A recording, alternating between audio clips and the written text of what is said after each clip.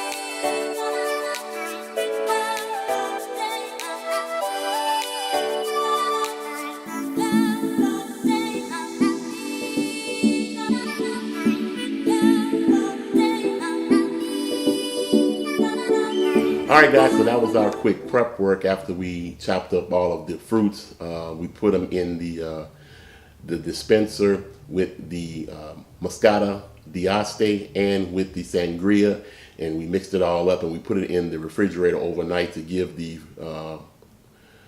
concoction a chance to meld with the flavors and the fruit and things. And we pulled it out this morning at Sunday brunch, and I gotta say, it tastes fantastic. Ooh. It's really not too sweet. It's got that dryness of the sangria, and it's got that sparkly kick of the carbonation from the Moscata d'Aste. So we were going to put some pineapple in it, but we didn't want to turn this into a fruit salad, okay? But hey, if you like sangria, hey, check out that recipe. I'll put the description down or the ingredients down in the description block. It's real simple, and it was quick and easy, okay? So, hey, that's all I have time for today. I'm going to go back and sip some of this sangria with the wife. We're going to kick back and enjoy our Sunday. Hey, so as always, hey, when hanging around the smoker, keep drinking. Hey, we'll see you guys later.